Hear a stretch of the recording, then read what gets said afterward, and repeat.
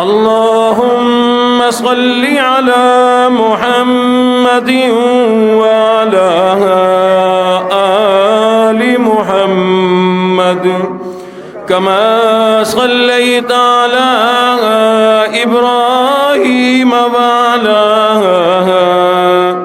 آل إبراهيم إنك حميد مجيد اللهم بارك على محمد وعلى آل محمد كما باركت على إبراهيم وعلى آل إبراهيم إنك حميد مجيد.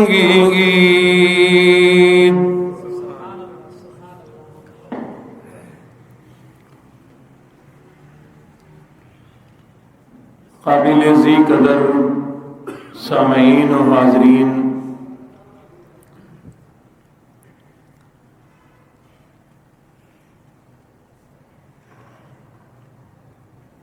اللہ رب العالمین احکم الحاکمین کی ذات اقدس نے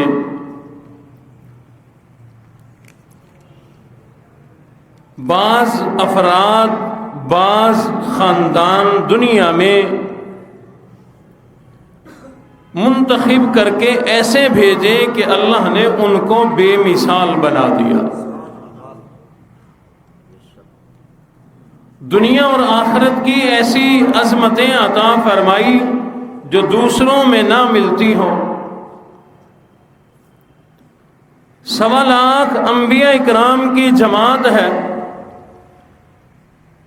اللہ نے ابراہیم علیہ السلام کو ایسا نوازا کہ خود بھی اللہ کے نبی، بیٹے حضرت اسماعیل اللہ کے نبی، حضرت اسحاق علیہ السلام اللہ کے نبی، پھر حضرت اسحاق کے بیٹے یعنی حضرت ابراہیم کے پوتے حضرت یعقوب اللہ کے نبی، پھر ان کے بیٹے حضرت یوسف علیہ السلام اللہ کے نبی. پروردگار عالم نے کیا نوازا ہے اس خاندان کو کہ خود نبی، بیٹے نبی، پوتا نبی، پڑ پوتا نبی، تمام نبی ہی بڑے اعلیٰ اور اللہ کے مقرب بندے، اور اللہ نے چن کر ان کے سروں پہ تاج نبوت اوڑھایا. لیکن یہ عظمت خاندان ابراہیمی کو حاصل ہے کہ اللہ نے اولاد، پوتے اور پڑ پوتوں تک اللہ نے نبوت کا سلسلہ فرمایا. حضور علیہ السلام کے صحابہ اکرام میں ایک نام ہے حضرت امیر معاویہ رضی اللہ تعالی عنہ. حضور علیہ السلام کے خود صحابی ہیں اور اللہ کی شان حضور کے سالے بھی ہیں. خوش نہیں ہوئے؟ اپنے سالے پیارے لگتے ہیں، حضور کا سالہ پیارا نہیں لگتا. اللہ نے فرمایا لوگوں، میرا محبوب نبی، میرے آخری نبی رسول اللہ صلی اللہ علیہ وسلم اپنی امت کے لیے مثل باپ کے ہیں. ابا کا سالہ میرا کیا لگے گا؟ ماما. وہ ماما تو بڑا پیارا ہوا کرتا ہے، اور امیر معاویہ کے نام سے دل میں خوشی نہیں ہوئی. پروردگار عالم نے حضرت امیر معاویہ کو کتنی بڑی عظمت عطا فرمائی ہے. امام الانبیاء کے صحابی بھی ہیں، امام الانبیاء کے صالح بھی ہیں. اللہ نے ان کے خاندان کو بھی بڑا نوازا. ان کے ابا ابو سفیان ہے، امام الانبیاء کے صحابی بھی ہیں اور حضور علیہ السلام کے سسر بھی ہیں. ان کی اماں ہندہ، حضرت ہندہ امام الانبیاء کی صحابیہ بھی ہیں، امام الانبیاء کی ساس بھی ہیں، حضرت امیر معاویہ کی بہن ہے حضرت فاریہ، امام الانبیاء کی صحابیہ بھی بنی اور امام الانبیاء الانبیاء کی سالی بھی بن گئی. ان کی اور بہن ہے حضرت جویریہ, امام الانبیاء کی صحابیہ بھی ہے, امام الانبیاء کی سالی بھی ہے. اور لوگوں کیا بتلاؤں, ان کی ایک بہن ہے جنہیں سیدہ رملہ کہا جاتا ہے, عام طور پہ ام حبیبہ کہا جاتا ہے. اللہ نے انہیں بھی بڑی شان عطا فرمائی. امام الانبیاء کی صحابیہ بھی ہے, امام الانبیاء کی زوجہ بھی ہے, ہم ایمان والوں کی اماں بھی ہے. اللہ رب العزت بعض اوقات خاندان کو نواز دیا کرتے ہیں.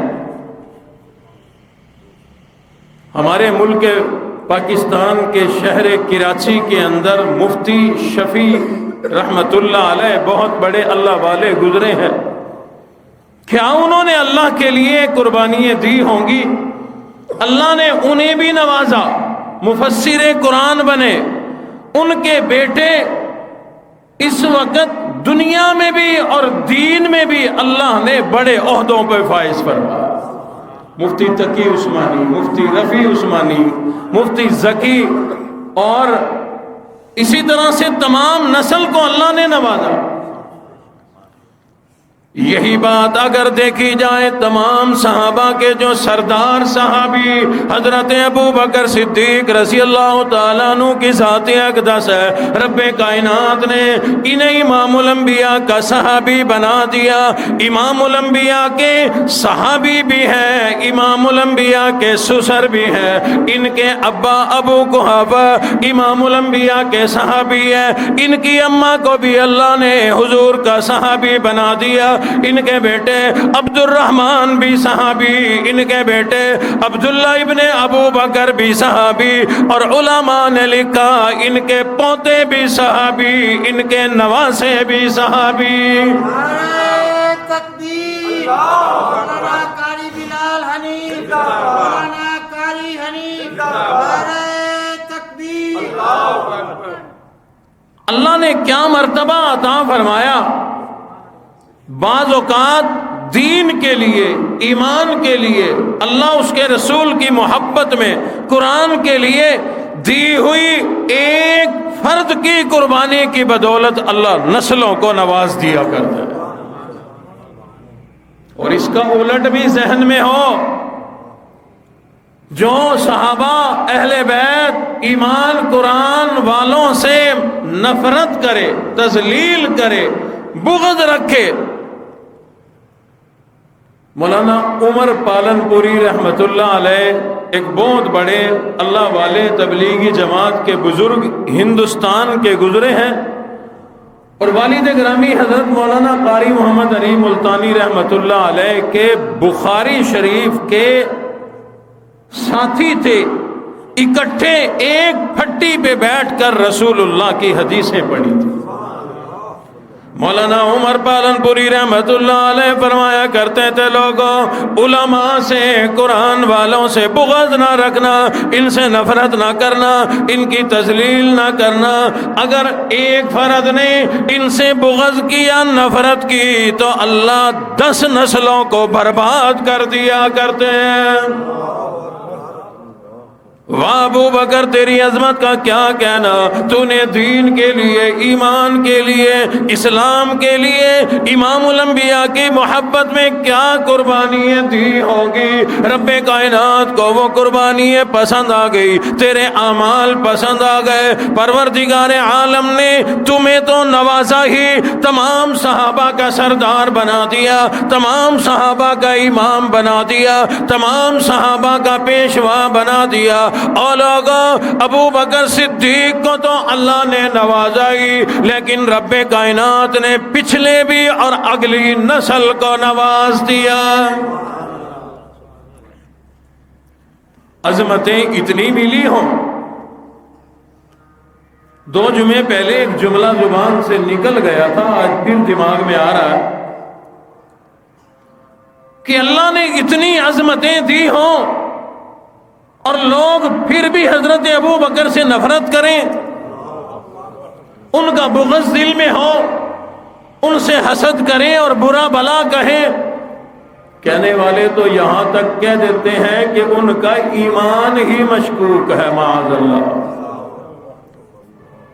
اگر پہلے صحابی کا ایمان مشکوک ہے تو پوری امت کے پلے ہے ہی کیا پھر؟ حضور نے فرمایا کہ کوئی آدمی نیکی کا کوئی نیا کام کرے جو پہلے نہ ہوتا ہو، نیکی کا کوئی انداز ایسا نکالے، اپنائے، تو قیامت تک جتنے لوگ اس کے پیچھے عمل کریں گے سب کا ثواب اس کو ملے گا۔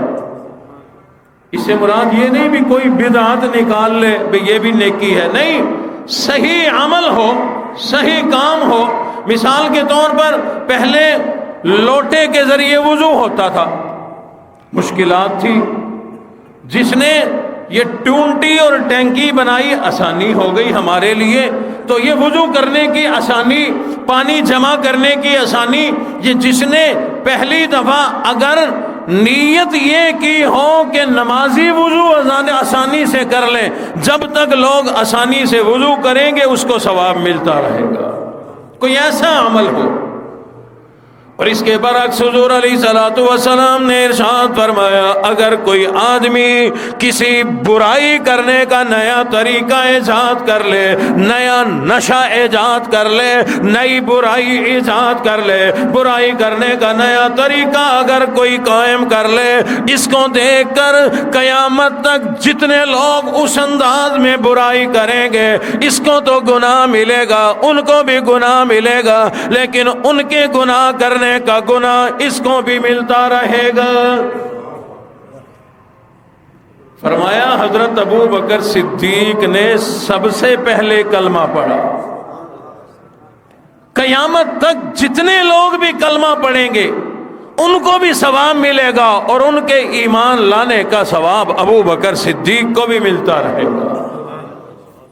اگر ابو بکر کا اپنا ایمان مشکوک ہے تو پھر یہ ساری امت کہاں جائے گی؟ پھر امت میں کوئی مسلمان ہے ہی کوئی نہیں۔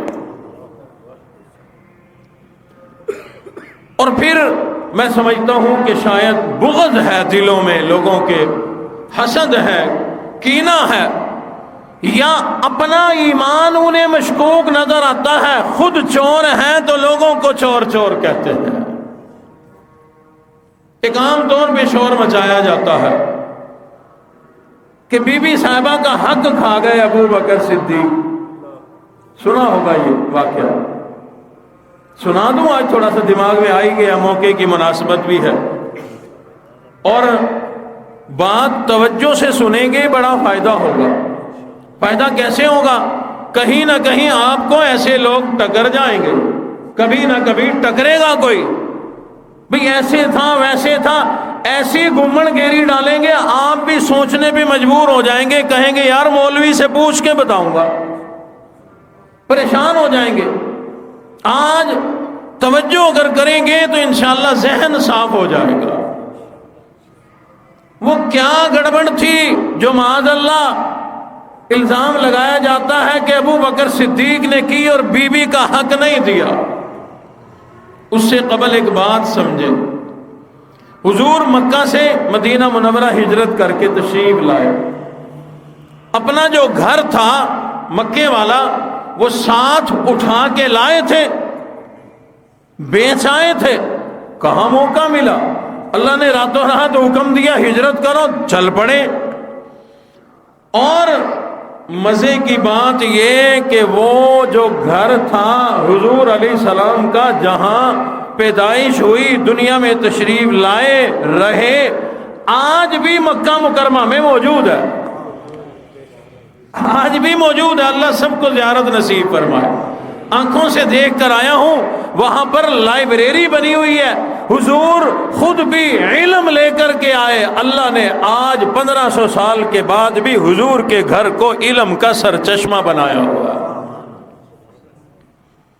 تو وہ گھر وہی رہ گیا، زمینیں تھی کوئی نہیں، جائیداد تھی نہیں، سونا چاندی ویسے نہیں تھا، خالی ہاتھ آئے، بلکہ 5000 درم یا دینار ابو بکر صدیق کے گھر میں تھے، وہ اپنے ساتھ اٹھا کے لے آئے کہ پتہ نہیں کب کیا ضرورت پڑ جائے۔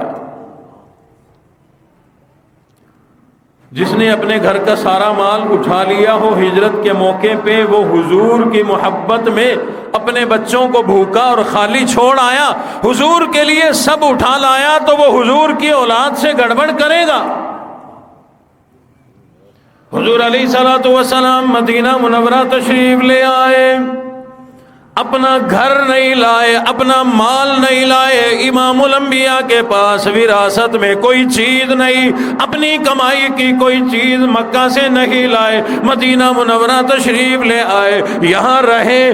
اب حضور کوئی کاروبار نہیں کرتے، تجارت نہیں کرتے، پھر کھاتے کہاں سے ہیں، کھلاتے کہاں سے ہیں؟ غریبوں کی ضرورتیں بھی پوری ہو رہی ہیں، حکومت بھی چل رہی ہے، نظام بھی چل رہا ہے، لوگوں کو وظیفے بھی مل رہے ہیں، یہ کہاں سے آ رہے ہیں؟ اس کے لیے اللہ نے دو مصرف بنائے تھے، دو اللہ نے آمدن کے ذرائع بنائے تھے، ایک مال غنیمت، دوسرا مال فے۔ مال غنیمت کیا ہوتا ہے؟ مسلمان فوج کی کافر فوج سے لڑائی ہوئی، جنگ کی، اللہ نے مسلمانوں کو فتح دی، اور کافر کچھ مر گئے، کچھ زخمی ہوئے، جو بچے سب کچھ چھوڑ کے بھاگ گئے، تلواریں بھی پھینک گئے، تیر بھی پھینک گئے، جو مال دولت تھا وہ بھی اٹھانا یاد نہیں رہا، جو کچھ تھا چھوڑ کے، جس کو کہتے ہیں کہ ننگے پاؤں نکل گئے، سب کچھ چھوڑ گئے۔ اب یہ جو مال ملا، تلواریں ملی، زریں ملی، کسی کا سونا مل گیا، اشرفی مل گئی، کپڑے مل گئے، جوتے مل گئے، ہلکی چیز یا مہنگی چیز جو بھی ملی، حکم ہے کہ سب لے آؤ، یہ مال غنیمت ہے۔ اب اس کا کیا کریں؟ اندھا قانون نہیں تھا، چوپٹ نگری نہیں تھی، اندھا راج نہیں تھا۔ حضور علیہ الصلوۃ والسلام نے ارشاد فرمایا، میں ایک جملہ بھی اللہ کی مرضی کے بغیر نہیں بولتا، میں ایک کام بھی اللہ کی مرضی کے بغیر نہیں کرتا۔ اے اللہ کے حبیب نبی، پھر آپ کیا کرتے تھے؟ جو تلوار جس نے اٹھائی اس کی بن گئی، جو مال جس نے اٹھایا اس کا بن گیا؟ نہیں نہیں، حضور علیہ الصلوۃ والسلام نے صحابہ میں اعلان کر دیا تھا، او لوگوں، اگر تقسیم ہونے سے پہلے، اللہ کے نبی کے ہاتھوں میں آنے سے پہلے کسی نے اگر جوتے کا ایک تسمہ بھی اپنے پاس رکھ لیا تو یہ جہنم کی آگ بن جائے گا۔ نعرہ تکبیر، شان رسالت، ختم نبوت، ابو بکر صدیق، عمر بن خطاب، عثمان غنی، علی مرتضی، حسن حسین، قاری محمد بلال حنیف، قاری محمد حنیف، نعرہ تکبیر۔ آقا پھر یہ تقسیم کیسے ہوگی؟ حضور علیہ الصلوۃ والسلام نے پہلی جنگ کے موقع پر صحابہ کو قرآن پڑھ کے سنا دیا۔ لوگوں، اللہ نے فیصلہ کر دیا، فرمایا وَاعْلَمُوا أَنَّمَا غَنِمْتُم مِّن شَيْءٍ فَأَنَّ لِلَّهِ خُمُسَهُ۔ اللہ فرماتے ہیں، لوگوں، جو مال غنیمت آ جائے اس میں سونا ہو جمع کر دو، چاندی ہو جمع کر دو، ہیرے ہو جمع کر دو، زرے ہو جمع کر دو، کپڑا ہو جمع کر دو، جوتے ہو جمع کر دو، تلواریں ہو جمع کر دو، حتیٰ کہ کسی جوتے کا تسبہ بھی مل جائے اپنی جیب میں نہیں ڈالنا، مال غنیمت میں جمع کرا دو۔ آقا پھر کیا ہوگا؟ فرمایا اللہ نے اس کی تقسیم بتلا دی، سارا مال جمع کرو، 5 برابر حصے بناؤ، قیمت کے اعتبار سے، ضرورت کے اعتبار سے، چیزوں کے برابر برابر 5 حصے بناؤ۔ بن گئے، اب یہ 4 حصے الگ کرو، ایک الگ کر دو، آقا ہو گیا۔ اب اللہ فرماتے ہیں انما غنمتم من شیء فان للہ خمسہ، جو اس میں 4 میں سے 5واں حصہ ہے یہ اللہ کا۔ اللہ نے تو فرمایا نا لقد کان لکم فی رسول اللہ اسوۃ حسنہ، لوگوں میرے حبیب نبی کی زندگی نمونہ ہے. حضور نے اتنی سی بھی کوئی بات اندھیرے میں نہیں چھوڑی جو ہمیں پتہ نہ ہو کہ ہم اس کا کیا کریں. فرمایا 4 حصے الگ، ایک الگ. جو الگ ہوا یہ ہے 5واں خمس. یہ کس کا؟ فرمایا یہ اللہ کا. آقا اللہ لینے آئیں گے یا جبرائیل لینے آئے گا؟ انہوں نے تلواریں چلانی ہے، زیریں پہننی ہے، سونا چاہیے، کھانے کی چیزیں ہیں وہ چاہیے انہیں. فرمایا نہیں، یہ ہے اللہ کا. اللہ نے برکت کے لیے فرمایا ہے میرا، میں نے لینا کوئی نہیں، فرشتوں میں تقسیم نہیں کرنا، جنوں میں تقسیم نہیں کرنا، میں اللہ برکت کے لیے لے کر اپنے حبیب نبی کو دیتا ہوں کہ اس کو قوم کے فنڈ میں بیت المال میں جمع کر لیں. کوئی غریب آئے اس کو دینا، کوئی یتیم آئے اس کو دینا، اور حکومت چلانی ہے. کوئی سفیر آئے کھانا کھلانا ہے، اس کی ضرورت پوری کرنی ہے. میں اللہ کا حصہ میں اللہ کے بندوں کی ضرورت میں تقسیم کر دینا. اور فرمایا اب یہ جو بچے 4 حصے، اس میں اللہ کے رسول کا بھی حصہ ہے. اور جو جو مجاہدین گئے تھے تلواریں چلائی تھی، اپنی جانیں پیش کی تھی، اب اس 4 حصے کو سب میں برابر برابر تقسیم کر دو. یہ ہے مال غنیمت. اس میں سے جو مال حضور کو ملتا تھا اسی میں سے اپنے بچوں کا خرچہ چلاتے تھے، اپنے عزیزوں کا خرچہ چلاتے تھے. اور وہ جو تھا نا خمس، اللہ کا حصہ، اس میں سے یتیموں کو، مسکینوں کو، ذوی القربى والیتامى والمساکین وابن السبیل، سب لوگوں پہ خرچ کیا جاتا تھا. یہ تھا مال غنیمت. جنگ کی، لڑے، مار گرایا کافروں کو، وہ بھاگ گئے، جو جو مال ملا وہ لا کر اکٹھا کیا اور تقسیم ہو گیا. زیادتی ہے کسی کے ساتھ؟ اب اگلی بات سنو. دوسرا ہے مال فے. لڑنے کے لیے گئے، دشمن کی فوج پہ روب ایسا پڑا، لڑنے کی نوبت نہیں آئی، بھاگ گئے. لڑنے کی نوبت نہیں آئی، صلح کر لی کہ بابا ہم نہیں لڑتے، جو تمہارے مطالبات ہیں بتاؤ. غیر مسلم جو وہاں ملک میں رہنا چاہتا، تو حضور علیہ السلام کو اللہ نے حکم دے رکھا تھا جو رہنا چاہے وہ ٹیکس ادا کرے. اپنی آمدن میں سے جو ہے وہ ایک حصہ مقرر کر لیا جاتا کہ وہ دیتا رہے، ٹیکس دیتا رہے، تم ذمہ بن کے رہو، تمہاری جان اور مال کی حفاظت کرنا ہمارے ذمہ. تو بے شمار ایسی آمدن تھی جو مال فے تھی، اللہ رعب کی وجہ سے عطا فرماتے تھے. کس کا رعب تھا؟ کس بات کا رعب تھا؟ کن لوگوں کا رعب تھا؟ سب سے پہلا رعب تو امام الانبیاء کی ذات اقدس کا تھا. حضور علیہ السلام نے ایک موقع پر ارشاد فرمایا، لوگوں، رب کائنات نے مجھے بے شمار خوبیوں سے نوازا، لیکن چند خوبیاں ایسی ہیں جو کسی نبی کو نہیں دی. اللہ نے مجھے نبیوں پر فضیلت عطا فرما کے وہ چند چیزیں مجھے عطا فرما دی. لمبی تفصیل ہے، اس میں نہیں جاؤں گا. انہی میں حضور علیہ السلام نے فرمایا وَنُصِرْتُ بِالرُّعْبِ، اللہ نے میری رعب کے ذریعے مدد فرمائی ہے.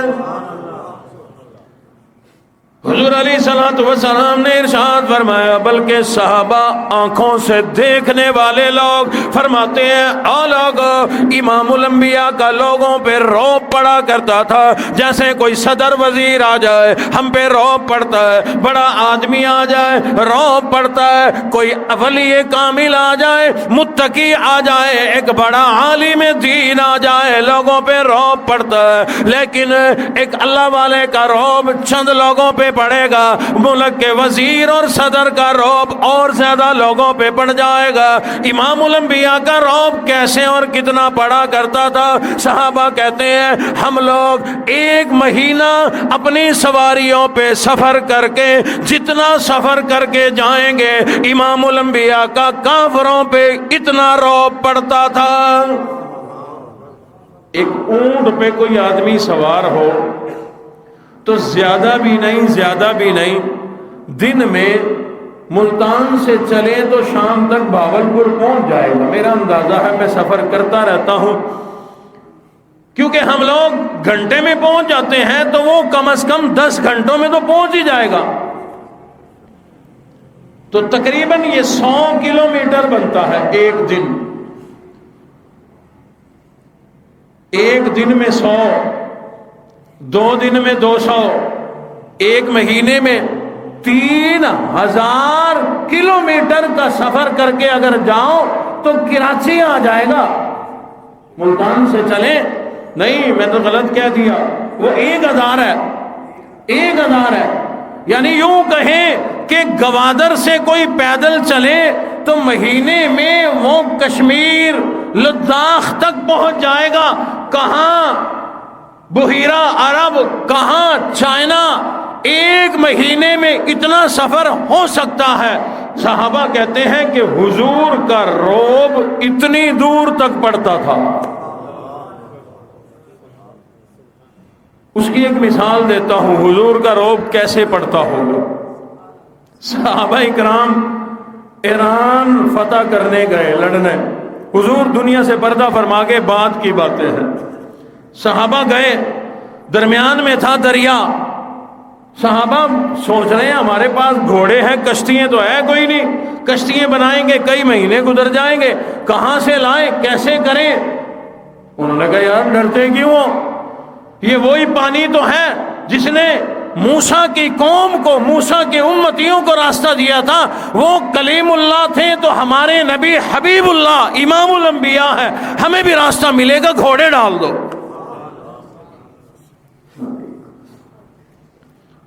صحابہ اکرام رضوان اللہ تعالیٰ عنہ مجمعین نے دریاؤں میں گھوڑے ڈال دیے۔ اللہ اکبر! مسلمان نہیں بلکہ عیسائی مورخ لکھتے ہیں، غیر مسلم کافر لوگ لکھتے ہیں، صحابہ اکرام نے جب گھوڑے اندر ڈالے اللہ نے عجیب معاملہ ان کے ساتھ کر دیا۔ ان کے گھوڑے چل نہیں رہے تھے، دوڑ نہیں رہے تھے، بلکہ لگتا تھا کسی جہاز پہ سوار ہے، اس انداز میں آ رہے تھے۔ دریا کراس کرتے کرتے جب ایران کے قریب پہنچے، وہاں ایرانیوں نے دیکھا، حیران ہو گئے، یہ لوگ تو ایسے پانیوں کے اوپر بیٹھے ہیں جیسے بادشاہ تخت کے اوپر بیٹھے ہیں۔ وہ لوگ کہنے لگے، ایران میں فارسی زبان پڑھی جاتی ہے، بولی جاتی ہے، وہ لوگ کہنے لگے یہ انسان کوئی نہیں بلکہ دیو آمدن ہے، یہ تو کوئی جن آ گئے، بھوت آ گئے۔ لوگ ڈر کی وجہ سے بھاگ گئے۔ اس زمانے کا یزدگرد بادشاہ بھی اپنی حکومت چھوڑ کے بھاگ گیا۔ نعرہ تکبیر! رعب کیسے پڑتا ہے ایک واقعہ اور سن لو۔ میں نے غالباً 3-4 جمعے پہلے سنایا تھا، فتح نہیں ہو رہی۔ امیر المومنین حضرت عمر کو خط لکھا کہ ہم تو ہر کوشش کر کے تھک گئے، فتح نہیں ہو رہی، کیا کریں؟ اسی لیٹر کے پیچھے لکھ دیا کہ غور کرو کوئی سنت تو نہیں چھوڑ رکھی، سنت پر عمل کرو، فتح مل جائے گی۔ انہوں نے کمانڈروں کو اکٹھا کیا، فوج کو اکٹھا کیا، بھائی کوئی سنت چھوڑی ہو، سنت۔ اور ذہن میں آئی بات کہ ہم تیر تلوار بھالے لڑائی جھگڑے میں مصروف ہیں، کئی دن گزر گئے، مسواک کرنا یاد ہی نہیں رہی۔ امیر نے کہا چھوڑو لڑائی جھگڑے، چھوڑو تیر تلوار۔ چند لوگوں کو، سپاہیوں کو تلواریں دے دی، جاؤ مسواکیں بنا کے لاؤ۔ وہ مسواکیں بنا کے لے آئے، لا کر کے پیش کر دی۔ امیر نے کہا چلو بھائی سارے مسواکیں کرو، لمبی لین بنا لی، لمبی لین صف بنا لی، مسواک کر رہے ہیں۔ ادھر سے اوپر سفیل سے غیر مسلموں کے مخبر کی نظر پڑ گئی، دوڑ کر گیا، کہنے لگا لوگوں تمہاری خیر کوئی نہیں۔ انہوں نے کہا بات کیا ہے؟ وہ کہنے لگا لگتا یہ ہے تمہیں کچا چبانے کا ارادہ کر لیا، وہ دانت تیز کر رہے ہیں۔ وہ لوگ بغیر لڑائی لڑے ایسا رعب پڑا، علاقہ چھوڑ کے بھاگ گئے، صرف مسواک تیز کرنے کا، دانت تیز کرنے کا ان پہ ایسا رعب پڑا کہ علاقہ چھوڑ کے بھاگ گئے۔ نعرہ تکبیر، غلاموں کا ختم نبوت، صحابہ کرام، شہداء کرام، آل بیت، قاری محمد بلال حنیف، قاری محمد حنیف، نعرہ تکبیر۔ غلاموں کا اتنا رعب ہے تو آقا کا کیا رعب ہوگا؟ سن 7 ہجری ہے، 7، حضور نے خیبر کی طرف رخ کیا وہاں کے یہودیوں سے جنگ کرنے کا۔ اللہ کی شان، خیبر قدیم یہ علاقہ مدینہ منورہ سے اگر تبوک کی طرف سفر کریں تو تقریباً 180 یا 190 کلومیٹر کے فاصلے پہ ہے۔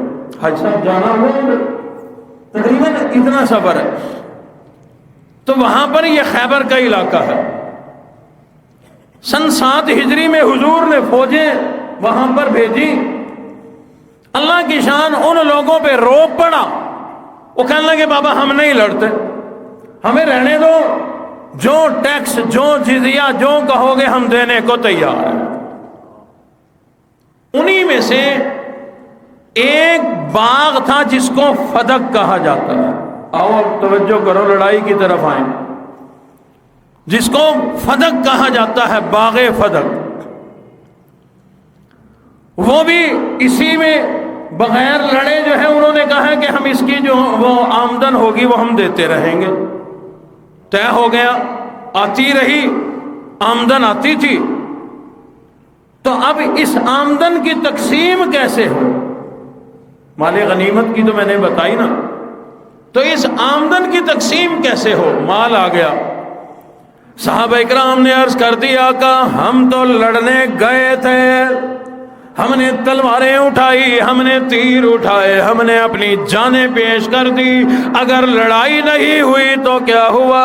مال تو آ گیا، بغیر محنت کے مال آ گیا، بغیر جنگ کے مال آ گیا، اسی کو مال فے کہتے ہیں۔ یہ باغ فدق بھی مال فے ہے، جنگ کرنے گئے، جنگ ہوئی کوئی نہیں، انہوں نے اطاعت قبول کر لی، لہذا مال تو آیا، آقا اس کی تقسیم کیسے ہوگی؟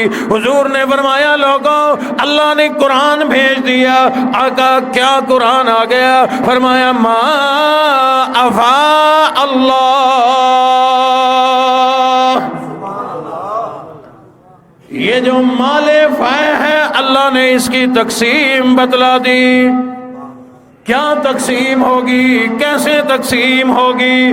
فرمایا ما افاء اللہ علی رسولہ، اللہ رب العزت نے اس کی تقسیم بنا دی ہے کہ اس میں سے میں اللہ کا حصہ بے شک نہ نکالو جیسا کہ تم نے مال غنیمت میں سے نکالا، اس کی تقسیم یہ ہے کہ اس میں سے میرے حبیب نبی کا حصہ نکالو، ذوی القربى والیتامى والمساکین وابن السبیل، ان لوگوں کا بھی حصہ نکالو۔ بہرحال تم میں سے جو غریب ہے اس کو ملے گا، جو یتیم ہے اس کو ملے گا، جو مسکین ہے اس کو ملے گا، ہر ضرورت مند کو اس میں سے حصہ ملا کرے گا۔ نعرہ تکبیر۔ اس کی تقسیم اس انداز میں بنی کہ کچھ حصہ حضور کو ملتا، اپنی ضرورت بھی پوری کرتے، اپنے خاندان کی بھی۔ خاندان میں حضرت علی حضور کے زیر سایہ ہیں، ان کی اور ان کی بیوی یعنی حضرت فاطمہ کی ضروریات بھی پوری ہو رہی ہیں۔ غیر ملکی سفیر آتے ہیں، ان پر بھی خرچ ہو رہا ہے، یتیموں پر ہو رہا ہے، مسکینوں پر ہو رہا ہے۔ قصہ مختصر، مال فے یہ حکومت کا فنڈ تھا، حضور کی ملکیت نہیں تھی، حضور کی اپنی ملکیت نہیں بنتی رہی۔ ایک مثال دیتا ہوں، ہمارے ملک کے اندر وقف، اوقاف، محکمہ اوقاف کی کچھ چیزیں ہیں، ان میں مسجدیں ہیں، مدرسے ہیں، زمینیں ہیں، زرعی زمینیں ہیں، مارکیٹیں ہیں، دکانیں ہیں۔ تو آج اگر محکمہ اوقاف کا مجھے وزیر بنا دیا جائے، اللہ نہ کرے، مجھے وزارت کی کوئی شوق نہیں، سمجھانے کے لیے کہہ رہا ہوں، وہ اگر محکمہ اوقاف کا مجھے وزیر، اس کا مینیجنگ ڈائریکٹر، انتظام سنبھالنے والا بنا دیا جائے، تو کیا اس کی آمدن کی ساری مڈی میرے بینک میں آئے گی؟ نہیں، میں اس کا منتظم ہوں، اس کی آمدن آئے گی، اس میں سے میری تنخواہ مقرر ہوگی جو مجھے ملے گی۔ فدق میں سے آمدن آئی، حضور کی تنخواہ اللہ نے مقرر کر دی، فَلِلَّهِ وَلِلرَّسُولِ، اس میں اللہ اور اس کے رسول کا حصہ ہے۔ حضور کی تنخواہ مقرر ہو گئی، لیکن منتظم ہے، متولی ہے، اور پھر اس محکمے کے اور جتنے کام کرنے والے ہیں اس کی تنخواہ دی جائے گی۔ جو اوقاف کی مسجد ہے اس کی چھت ڈلنی ہے، اس میں سے ڈالیں گے۔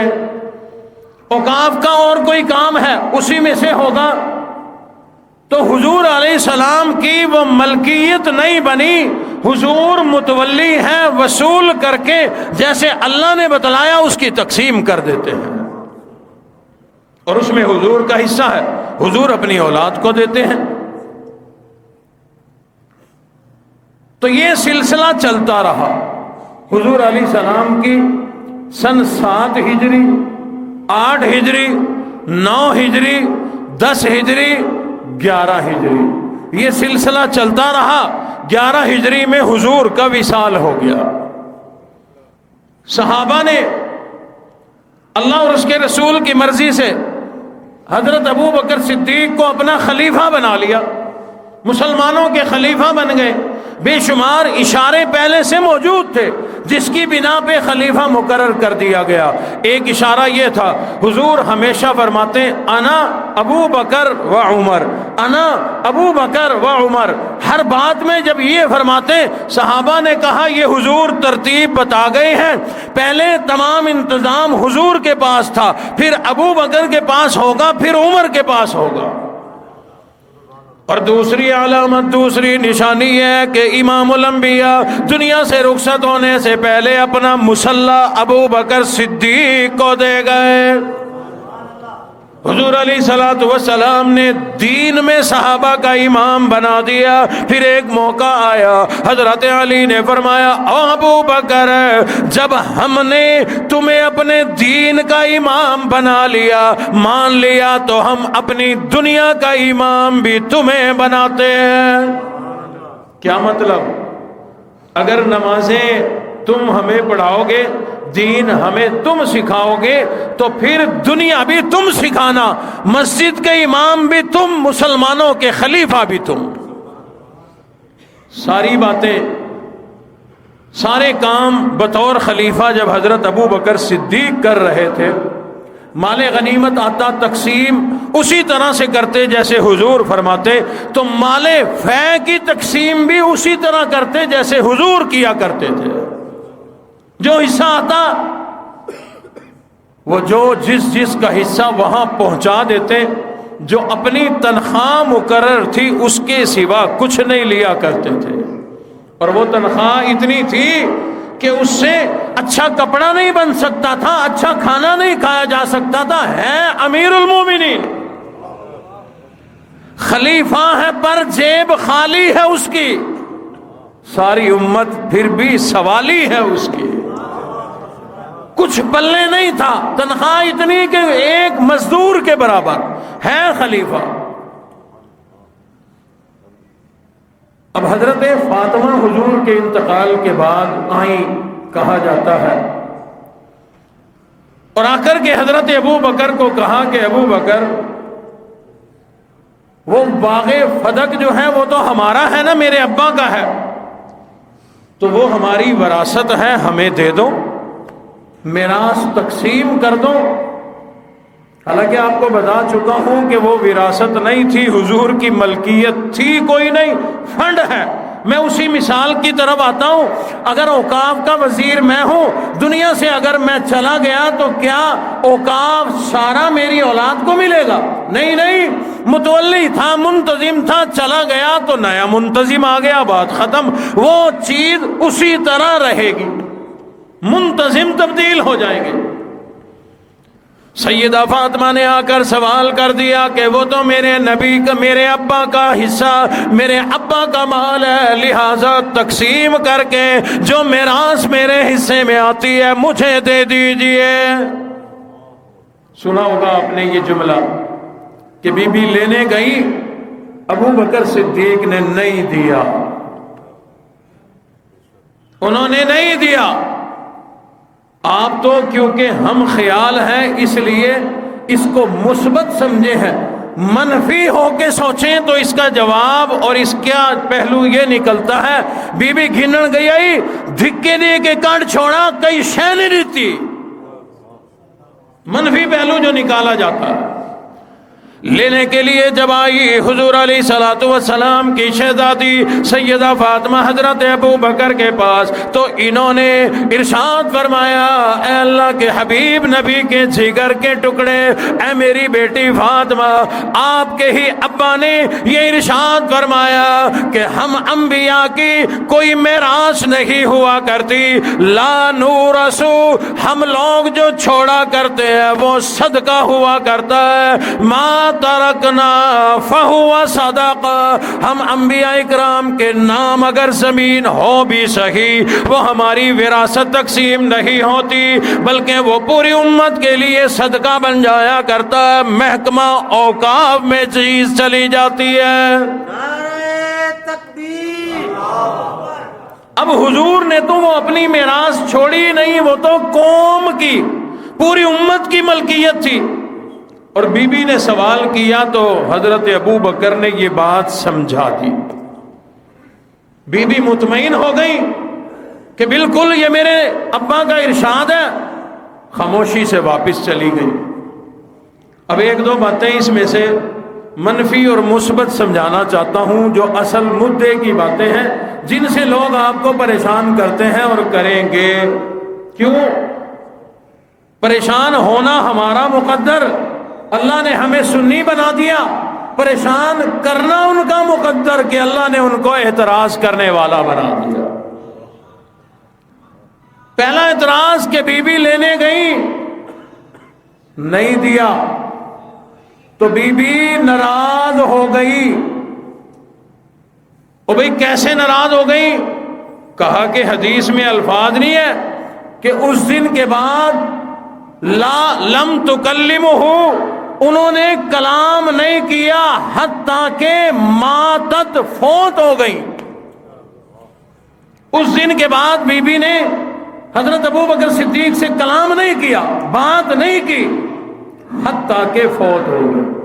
کیا مطلب؟ بات نہیں کی اور فوت ہو گئی۔ 6 مہینے کا یہ عرصہ ہے، حضور کے بعد 6 مہینے بی بی حیات رہی اور دنیا سے رخصت ہو گئی۔ تو 6 مہینے بی بی صاحبہ نے ابو بکر صدیق سے بات نہیں کی۔ آپ کے ذہن میں کیا بات آئی اس سے؟ کہ ناراض تھی، وہ بھی بتاتا ہوں آپ کو۔ بی بی صاحبہ نے ان 6 مہینے حضرت مقداد سے بھی بات نہیں کی، اور جھگڑا بھی کوئی نہیں تھا، تو کیا ان سے ناراض تھی؟ ان 6 مہینوں میں حضرت عبداللہ ابن مسعود سے بھی بی بی نے کوئی کلام نہیں کیا، بات نہیں کی۔ کیا بی بی ان سے ناراض تھی؟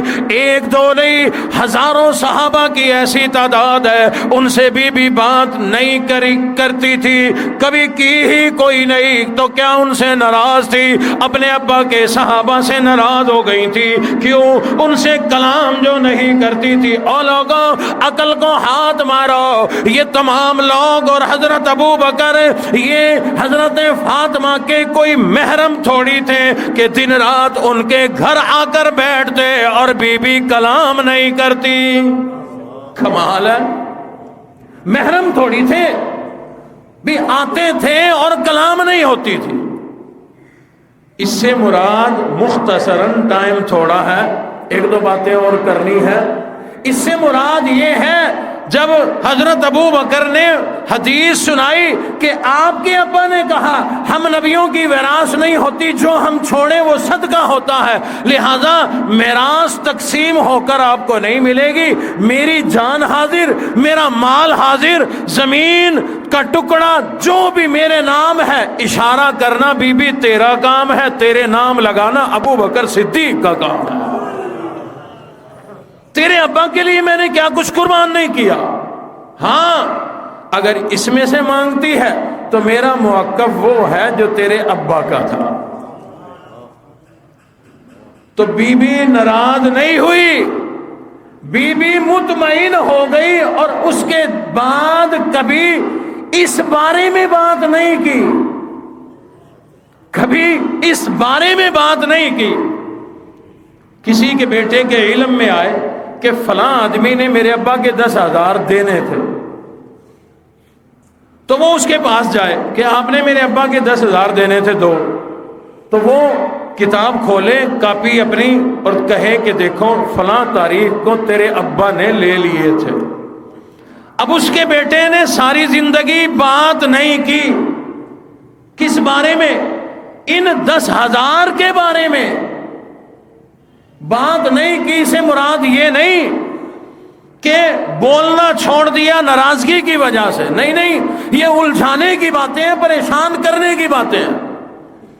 پھر لوگ کہتے ہیں کہ حدیث میں لفظ ہے غضبت، ناراض ہو گئی تھی اس لیے بات نہیں کی۔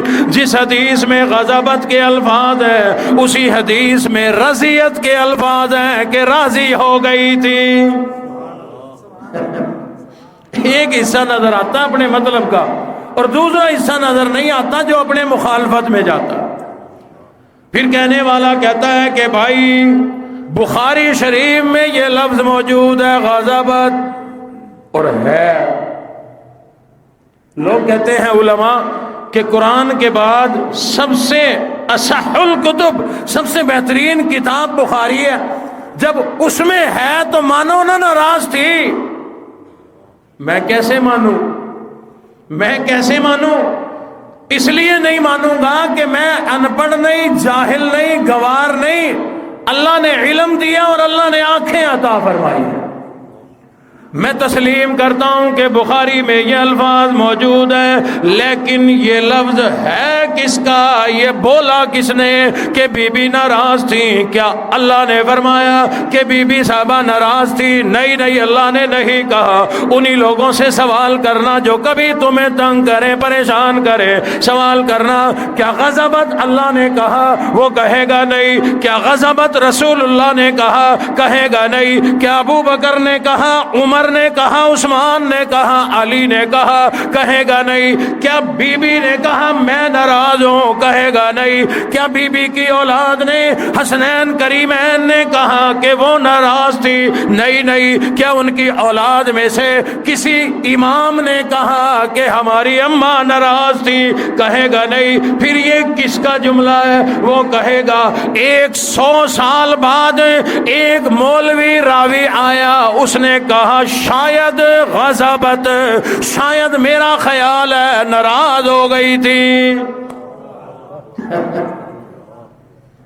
میں یہاں بیٹھا کچھ ہی بناؤں کہ شاید صحابہ ناراض تھے، فلاں ناراض تھا، ابو حنیفہ امام شافعی سے ناراض تھا، امام مالک امام حنبل سے ناراض تھے، شاید۔ آپ کہیں گے دیکھو ہے نا، مولوی 1500 سال کے بعد لکھ گیا کہ ناراض تھے۔ ٹھیک ہے، ایک تو یہ راوی کی بات ہے 100 سال بعد کے، میں مانتا ہوں بخاری میں یہ ہے، پھر میری بھی تو مانو۔ اللہ کتنے ہیں جی؟ کتنے؟ قرآن نہیں پڑھتے؟ اللہ رب العزت نے خود قرآن مجید میں ارشاد فرمایا ان اللہ ثالث ثلاثہ۔ علماء ہے کوئی جی؟ علماء سے جا کے ترجمہ پوچھ لینا، قرآن مجید کے اندر تم بخاری کی بات کرتے ہو، قرآن مجید میں ہے، اللہ نے خود لکھا ہے، خود فرمایا ان اللہ ثالث ثلاثہ۔ میں جلدی سے اس کا ترجمہ بتا دوں، اگلی بات بتا دوں، کیوں یہاں بیٹھ کر ساری زندگی قاری حنیف نے آپ کو ایک اللہ بتایا، کہیں میرا گروان نہ کوئی پکڑ لے کہ تین بتا رہے ہو۔ او بھائی قرآن پڑھ رہا ہوں، قرآن جو حافظ ہیں وہ سمجھ رہے ہیں قرآن میں لکھا ہے اللہ نے ان اللہ ثالث ثلاثہ، لیکن اللہ نے یہ اپنی بات نہیں کی کہ میں اللہ کہتا ہوں کہ ہم تین ہیں، ان میں سے ایک میں ہوں، بلکہ اللہ رب العزت نے کسی کا قول قرآن مجید میں نقل کر دیا۔ وہ لوگ جو کہتے ہیں لقد کفر الذین قالوا ان اللہ ثالث ثلاثہ، اللہ فرماتے ہیں وہ لوگ جنہوں نے کفر کیا، جنہوں نے ظلم کیا، وہ لوگ کہتے ہیں کہ اللہ تین ہے، لیکن ایسی بات کوئی نہیں۔ اگر بخاری میں غضبت کا لفظ ہے کہ بی بی ناراض ہو گئی تھی، تو بخاری کے اندر رضیت کا الفاظ بھی ہے کہ وہ راضی ہو کر مطمئن ہو کر چلی گئی تھی۔ نعرہ تکبیر۔ تھوڑا ذہن میں لاؤ، اس میں حضرت ابو بکر کو جو گالیاں پڑتی ہیں ان کا قصور کیا ہے؟ بی بی نے حصہ مانگا، حضرت ابو بکر نے کہا کہ میں آپ کو حدیث سناتا ہوں، بی بی صاحبہ نے فرمایا سناؤ، انہوں نے سنا دی۔ نحن معاشر الانبیاء، ہم نبیوں کی جماعت کے درہم دینار جو ہم چھوڑ جائیں وہ ہماری وراثت نہیں ہوتی۔ لا نورث ولا نورث ما ترکنا فہو صدقہ، ہم لوگ جو چھوڑ جائیں وہ صدقہ ہوتا۔ حضرت ابو بکر نے حدیث سنائی، اور ظالموں، اعتراض کرنے والوں، اپنے ہی پھندے میں خود پھنسو گے۔ ابو بکر صدیق نے گالی نہیں دی، برا بھلا نہیں کہا، ابو بکر صدیق نے امام الانبیاء کی حدیث سنائی، اور تم کہتے ہو کہ بی بی ناراض ہو گئے۔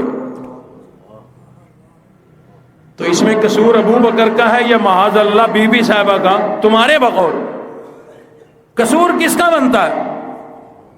ظاہراً بی بی صاحبہ کا بنتا ہے نا کہ نبی کی حدیث سن کر ناراض ہو کے چلی گئی۔ اپنے پھندے میں خود پھنسو گے۔ ہم تو ڈرتے ہیں کوئی جملہ ان ہستیوں کے شان کے خلاف، کوئی ایسی بات لوگ سمجھ نہ لیں، وہ ہمارے گل فٹ نہ ہو جائے۔ قیامت کے دن کے لیے ڈرتے ہیں، دنیا کے لیے نہیں۔ ہم اس بات سے ڈرتے ہیں اور ہمیں اکساتے ہو۔ ہم اگر دلیلیں دینے پہ آئیں تو تم ایسے دنیا پیچھے پڑے گی، منہ چھپانا مشکل ہو جائے گا۔ میرے سوالات ہیں، ان کا جواب دو۔ حضرت ابو بکر نے نہیں دیا، حضرت عمر نے نہیں دیا، حضرت عثمان نے نہیں دیا، شیر خدا خلیفہ بنے، انہوں نے اپنا حصہ کیوں نہیں لیا؟ جو تمہارے مشکل کشا ہیں، حاجت روا ہیں، انہوں نے اپنی بیوی اور اپنے بچوں کا حصہ کیوں نہیں لیا؟ جو پہلوں نے جبر کیا۔ آپ کا زمین کا ٹکڑا ایک جج صاحب نے فیصلہ نہیں کیا، دوسرے نے نہیں کیا، تیسرے نے نہیں کیا، چوتھا آ گیا۔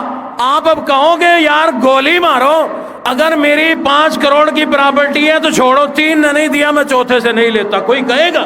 نہیں۔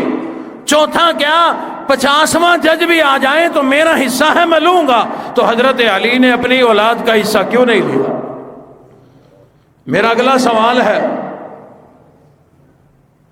اور بڑی عجیب بات، جیسے ہماری بخاری اصح الکتب ہے، مستند کتاب ہے، ان کی اصول کافی مستند ترین کتاب ہے۔ حضور کا یہ حصہ حضرت فاطمہ یعنی بیٹی کو ملنا تھا، اور ان کی کتاب میں لکھا ہے کہ جائیداد غیر منقولہ، زمین باغ فدق زمین کا نام ہے، چھوٹا سا ایک ٹکڑا ہے، زمین کا نام ہے۔ ان کی اس مستند کتاب میں لکھا ہے، ذمہ داری سے بات کر رہا ہوں، بلکہ تمام کتابوں میں لکھا ہے کہ کوئی عورت اپنے باپ کی غیر منقولہ جائیداد میں وارث ہے ہی کوئی نہیں. اور بیٹیوں کا حصہ کھانے والوں، اولادوں کا حصہ کھانے والوں، جب خود اپنی بیٹی کو نہیں دیا، اپنی بہن کو نہیں دیا، تیری پوتی کو نہیں مل رہا، تیری نواسی کو نہیں مل رہا، تیرے خاندان میں، تیرے حسب نسب میں، تیرے مذہب میں بیٹی کا حصہ ہے ہی کوئی نہیں، تو بیٹی کا حصہ مانگتا کیوں ہے؟ نعرہ تکبیر. اور پھر ان لوگوں کا یہ مسئلہ اور یہ فتویٰ ہے، کتابیں جا کے پڑھ لو، میری یہ بات نوٹ کر لینا. یہ کہتے ہیں کہ اگر وقت کا حاکم برحق نہ ہو، خلیفہ برحق نہ ہو، تو اس کے سامنے اپنا کیس پیش کرنا، اپنا معاملہ پیش کرنا، اپنا جھگڑا پیش کرنا. اگر کوئی آدمی اپنا برحق خلیفہ کے سامنے نہ ہو، یعنی وہ حاکم حق پہ نہ ہو، اس کے سامنے اگر اپنا کیس پیش کر دے تو یہ پیش کرنے والا ایمان سے خارج ہے. میں ان کی بات پہ بات کر رہا ہوں. یہ کہتے ہیں کہ حضرت ابو بکر خلیفہ برحق نہیں ہے. بی بی صاحبہ جائیداد کا حصہ لینے، اپنا معاملہ پیش کرنے ابو بکر صدیق کے پاس گئی. بقول تمہارے کہ وہ خلیفہ برحق کوئی نہیں، اور خلیفہ برحق نہ ہو، حاکم برحق نہ ہو، کوئی اس کے سامنے اپنا کیس پیش کر دے تو وہ پیش کرنے والا ایمان پہ کوئی نہیں. بی بی صاحبہ نے اپنا کیس پیش کیا. اب بتلاؤ بی بی صاحبہ ایمان پہ ہے یا نہیں ہے؟ خلیفہ برحق ہے یا نہیں ہے؟ زیادہ چھیڑو گے ایسے پھندے ڈالیں گے، بچنا مشکل ہو جائے گا. حضرت علی نے وہ حصہ کیوں نہیں لیا؟ مشکل کشا ہیں تمہارے، ہیں بیوی کے نہیں ہے؟ تمہارے ہیں بیوی کے نہیں ہے؟ اس لیے یاد رکھنا، حضور کا واضح ارشاد ہے کہ ہم جو وراثت چھوڑیں وہ ہماری تقسیم نہیں ہوتی. ما ترکنا فہو صدقہ، وہ صدقہ ہوتا ہے، وہ پوری امت کا فنڈ ہوتا ہے، پوری امت اس سے نفع حاصل کرتی ہے. یاد رہے اللہ کا قانون ہے. باغ فدق اب تو خیر وہ باغ خشک ہو گیا، شاید انہی لوگوں کی نحوست پڑی، وہ پھل خشک ہو گیا. جب تک وہ پھل دیتا رہا اس کی آمدن امت پر خرچ ہوتی رہی. اور زمین آج بھی موجود ہے تو وہ محکمہ اوقاف کے پاس ہے، نہ ابو بکر کی اولاد کے پاس ہے، نہ حضرت عمر کی اولاد کے پاس. اس لیے میرے محترم دوستو، اپنے ایمان کی حفاظت کرو، اپنے مسلک کی حفاظت کرو، پڑھا کرو، علماء سے مسائل پوچھا کرو. رب کائنات نے سیدنا ابو بکر صدیق رضی اللہ تعالیٰ عنہ کو بڑا مرتبہ عطا فرمایا، جن کے بارے میں یہ لوگ غلط باتیں پھیلاتے ہیں، جن کو لڑا ہوا دکھاتے ہیں کہ اہل بیت کی ان سے نفرت تھی. گزشتہ سال میں نے مفصل بتلایا تھا، حضرت ابو بکر سے حضرت علی بڑی محبت کیا کرتے تھے، حضرت حسن بڑی محبت کیا کرتے تھے، حضرت حسین بڑی محبت کیا کرتے تھے، ان کے تمام ائمہ بڑی محبت کیا کرتے تھے. حضرت زین العابدین سے کسی نے سوال کر دیا ابو بکر کے بارے میں تمہارا کیا خیال ہے؟ وہ کہنے لگا اس کا جواب تو بڑا عالی شان ہے. انہوں نے کہا جواب دے دو. انہوں نے کہا اس کا جواب نہیں ہوتا، اس کا جواب سوال ہوا کرتا ہے. انہوں نے کہا بھئی سوال کر لو. انہوں نے سوال کر دیا زین العابدین کون ہے؟ حضرت حسین کے بیٹے ہیں، اہل بیت ہیں، اہل بیت کے چشم و چراغ ہیں. انہوں نے سوال کیا اور اللہ والے جس ابو بکر کے بارے میں سوال کرتا ہے ذرا یہ تو بتلا وہ ہے کہاں؟ کہا حضور کے روزے میں، حضور کے پہلو میں. فرمایا ان کی یہی شان ہے. حضرت حسن سے کسی نے سوال کر دیا لوگ کہتے ہیں اہل بیت کی لڑائی تھی، حصہ نہیں دیا تھا، غضب کیا، ظلم کیا۔ حضرت حسن سے کسی نے سوال کیا ابو بکر اور عمر کے بارے میں تمہارا کیا خیال ہے، کیا کہتے ہو ان کی عظمت میں، کیا ان کی شان کرنا چاہتے ہو، ذرا بتلاؤ۔ حضرت حسن فرمانے لگے او لوگوں، ان کی شان بتلائی نہیں جاتی، ان کی شان دکھلائی جاتی ہے۔ اس کا ہاتھ پکڑ کے روضہ رسول پر لے آئے اور کہا کہ اس میں کون کون ہے؟ اس آدمی نے کہا امام الانبیاء ہے۔ ان کے سینے کے قریب حضرت ابو بکر کا سر مبارک ہے، پھر ان کے نیچے حضرت عمر کا سر مبارک ہے۔ حضرت حسن نے فرمایا او اللہ والے، جب ہر بات کا پتہ ہے اپنی آنکھوں سے دیکھ لے، ان لوگوں کی یہی شان ہے۔ نعرہ تکبیر! تو کبھی اہل بیت سے صحابہ کی لڑائی تھی ہی کوئی نہیں۔ اہل بیت تو ان کی تعریف کر رہے ہیں، وہ ان کی عزت کر رہے ہیں، اور جن کی روٹی روزی نہیں چل رہی تو وہ کہتے ہیں سہیں پہوں لڑ دے ہن، حصہ کوئی نہ دیتا ہی، مال کھا گئے ہن سے ظالم لوگن۔ ہاں اسی لیے میں لوگوں کو کہا کرتا ہوں مولوی کوئی ایسا کم علم روٹیوں کا چاہنے والا ٹکریل مولوی، وہ دیوبندی ہو، بریلوی ہو، شیعہ ہو، کوئی بھی ہو، اگر پیٹ نہیں بھرے گا تو تیرے پیٹ کے اندر سے نکال لے گا۔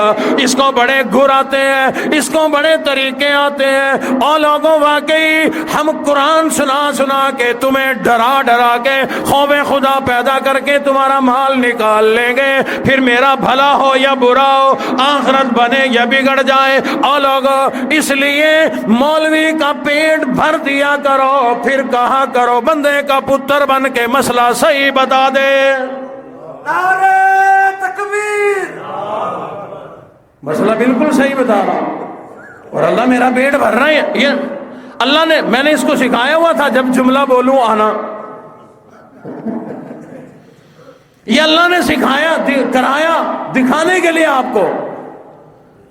کوئی بھی مولوی جو کہلاتا ہے، منتظم کہلاتا ہے، وہ چاہے ذاکر ہو یا شاکر ہو، کوئی بھی ہو، اس کا نظام جب نہیں چلے گا تو تمہیں پٹھا مارے گا، تمہیں رلائے گا۔ ایک جگہ پہ رو نہیں رہے تھے، تھا کوئی اور، اس کی جگہ میں اپنے آپ کو کہہ دیتا ہوں، رو نہیں رہے تھے۔ اب فیس مکی ہوئی تھی 10 لاکھ، اور فیس ہوتی ہے رلانے اور رونے کی، رو نہیں رہے تھے۔ آگے سارے تھے پٹھان، ان کو کہا حضرت حسین کا گھوڑا چھین لیا، پانی بند کر دیا، بھوکا تھا، پیاسا تھا، کوئی نہیں رویا۔ بالآخر اس نے کہا انہوں نے ان کا نسوار بند کر دیا، سب رونے لگے۔ پھر میں تمہارا نسوار بند کر دوں گا، تم رو گے۔ یہ جو باغ فلک کا والا ہے، یہ اس لیے ہے انہاں دا ڈھڈ تساں بھرو چا، یا انہاں دی عوام دی منت کرو بابا، اپنی آخرت ٹھیک کرن واسطے اپنے ذاکراں شاکراں دا دل جیباں بھرو، انہاں دا ڈھڈ بھرو۔ یہ پکی بات ہے، یا تو بندہ کھڑا ہو تب کھری بات کرے گا، یا رجا ہوا ہو تو سیدھی بات کرے گا۔ اللہ ہمیں رجنے رجانے کی توفیق عطا فرمائے، دین کا صحیح علم حاصل کرنے کی اللہ توفیق عطا فرمائے۔ وآخر دعوانا ان الحمدللہ رب العالمین۔ اللہم صلی علی سیدنا و مولانا محمد وبارک وسلم وسلم علیہ۔ رب کائنات ہم سب کے صغیرہ کبیرہ گناہوں کو معاف فرما۔ اللہ ہمیں قرآن کا، دین کا علم عطا فرما، صحیح دین کی باتیں سمجھنے اور عمل کرنے کی توفیق عطا فرما۔ مولا صحابہ اور اہل بیت میں تو بڑی محبت تھی، قرآن گواہ ہے، حضور کا ارشاد گواہ، اہل بیت گواہ، صحابہ گواہ۔ اللہ ہمیں بھی ان دونوں ہستیوں سے، صحابہ اور اہل بیت سے محبت اور ان کی قدردانی کرنے کی توفیق عطا فرما۔ یا اللہ جتنے لوگ بیمار ہیں سب کو شفا عطا فرما۔ مفتی عدنان صاحب ساتھی ہیں، اکثر تشریف بھی لاتے ہیں، بھائی عبد الرحمان صاحب کے بھائی ہیں، آج ان کا نکاح بھی ہے، کل سے ان کی شدید طبیعت خراب ہو گئی، مجھے انہیں اطلاع دی۔ سب حضرات دعا فرمائیں اللہ ان کو صحت کاملہ عطا فرمائے، اللہ انہیں شفاء کاملہ عطا فرما۔ رب کائنات تمام ہی مریضوں کو صحت عطا فرما، ہر پریشان حال کی پریشانی کو دور فرما، بے اولادوں کو اولاد نرینہ کی دولت سے مالا مال فرما۔ بھائی ضیاء شاہ صاحب، اللہ نے ان کو بچی کی دولت سے مالا مال فرمایا، پہلی اولاد ہے، اللہ اس کو نیک بنائے، اللہ اس بچی کو صحت تندرستی عافیت والی لمبی زندگی عطا فرما۔ اللہ ہم سب کی اولادوں کو نیک اور نمازی بنا، قرآن پڑھنے سمجھنے اور عمل کرنے کی توفیق عطا فرما۔ ربنا تقبل منا انک انت السمیع العلیم وتب علینا انک انت التواب الرحیم۔ صلی اللہ تعالی علی خیر خلقہ محمد وعلی آلہ واصحابہ اجمعین برحمتک یا ارحم الراحمین۔